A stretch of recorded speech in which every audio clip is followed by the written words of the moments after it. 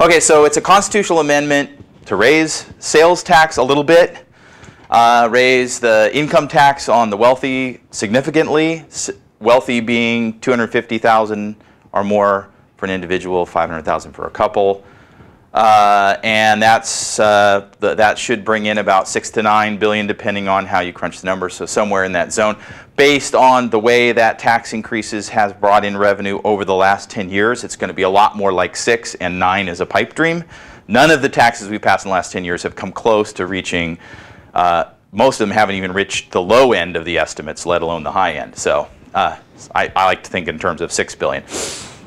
The primary yes arguments are, we've got a budget deficit, we need this money. We built into the budget this funding for schools, so we've had to cut school budgets, we've had to lay off teachers. We need this money to avoid cutting school budgets and laying off teachers. Most of the tax falls on the rich because the income tax is it's a 1/4%. So it affects everybody, but of course, folks with 20 or 30,000 in income who spend, on sales taxable items under 10,000 a year. I mean, you're talking about, 30 or 40 bucks a year that they're going to pay, versus the, hundreds of thousands in additional income taxes that the relatively wealthy will be paying. So it's skewed towards primarily taxing the rich. And that this money goes into a dedicated account so those dollars can only be spent on education. So it can't go into the general fund, can't be spent for other purposes by the legislature or the governor. Now the key no arguments are, this is a big giant tax hike. We're talking about $50 billion roughly in taxes over the 7-year total. They're both temporary. You can see the sales tax stops in 4 years. The income tax on the wealthy stops in 7 years. But it's still, over those 7 years, $50 billion in taxes taken out of the economy. Total education spending increase is not guaranteed. This is the biggest issue we have with dedicated tax increases in the state.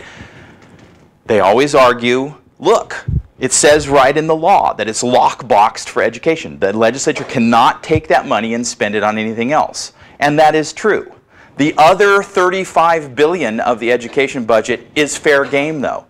And in fact, the current budget says we're counting on Prop 30 passing and putting $6 billion into education in the budget, and we took $6 billion in property tax money out and put it into paying pension obligations.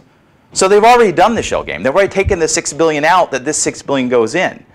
So there's not more education spending. In fact, actually, context of the budget, I'm sorry? Income of education. Right, the total amount that they spend on education doesn't go up because of this tax. It just means some of the money is dedicated, and there's some complications that we'll talk about in a minute. The other key no arguments, though, are that, look, the big problem we've had, especially over the last decade, is increasing evidence that as we have increased budgets prior to this recession, that money overwhelmingly went into administration and not into classrooms, and they haven't been willing to turn that around. So do we really want to throw another $6 billion at a system that is spending the money overwhelmingly on administration and not on classes? And there's somewhere between 3 and 4 billion, depending on 3 and 4 million, small businesses in California, depending on how you count it, will pay that higher income tax because they do not pay as a corporation, they pay as an individual. So somewhere between 3 and 4 million businesses in California will get hit by a much higher tax, and that pretty much has a direct impact on their ability to create jobs. So there is a job impact. Okay, what do I think of those arguments? Well, the shell game is very real. I've seen it budget after budget, where they move money in, they move money out. The problem is that Sacramento loves to use education because they know, look, Californians keep voting. We want education to be the #1 priority of state spending. We passed Prop 98 years ago to say a percentage of all the money that you get has to go to education. You raise any new tax, a percentage that has to go to education. We want education to get the first bite at every apple. And so Sacramento sat down immediately and started thinking, how do we get around this god-awful requirement that we spend on education? And so they've deferred Prop 98 funds. That's a classic. They just basically write IOUs to the school system and say, yeah, you know that money we're supposed to give you out of this year's budget, we'll give it to you next year. You know, I'll gladly repay you on Tuesday. And what I think is the capper, this year's budget, $142 billion, is the highest budget California has ever passed. It passed, $138 billion was the highest before the recession. So we were on an upward trend. We took a dive in the recession, and now we're back on track, so to speak. So out of that $142 billion record-breaking budget, why are we having school cuts? If we're spending more than we've ever spent before, why are we cutting school budgets? Because they don't want to spend on schools. They want to spend on other things. And how have they done that? I didn't put it up there. One of the ways they've done that is they've shrunk the general fund, which counts for Prop 98, and they've shrunk the general fund by 11%, and they've grown special funds by 44%. So they just shifted all the money into special funds so that it doesn't have to count for Prop 98, so they don't have to give it to the schools. That's why we have school tax cuts. Not because they're spending less money, but because they're spending less on schools. So I call baloney on the we have no choice but to cut school budgets argument. The economic impacts are significant. There's a ton of research showing we know marginal tax rates on businesses do affect their hiring. So $6 billion in taxes spread across 3 million small businesses is going to mean a substantial number fewer jobs. We've already got 254 companies leaving California in the last couple of years. That's not the ones who folded because of the recession. That's the ones who left California. What I love is business relocation folks say, if you take a company and move it from Los Angeles to Austin, you save 40% on taxes and fees, basically payments to government. I mean, that's pretty hard to turn down. You know, you can spend a lot of money moving from LA to Texas and make that up in a year or two with 40% savings. So that's, you know, I don't think we want to keep building that disincentive to be in California. And then this problem with how the school system is spending the money is very real. So Pepperdine University does this big giant analysis of how all this money is spent in the entire California education system. So at the K-12 level, less than 50% of the money of the salary money goes to teacher salaries. So they're not the primary salary expenditure in the K-12. And that's been shifting. So in the last few years, the percentage that goes to teacher salaries has dropped, and the percentage that goes to administration and other salaries has gone up. So the last few years, while we were cutting education budgets, they were shifting the money into administration and out of the classroom. So they weren't prioritizing the classroom at all. Now, the growth over the last 10 years, twice as fast for administration as for teachers. And then there's the UC and the Cal State system. The Cal State system's not that bad off, but the UC system is completely out of whack, where faculty grew 33% over a decade and a half.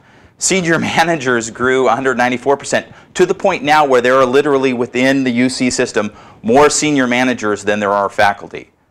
So you could have a manager in every classroom, every class being conducted, and still have some left over to run the headquarters building.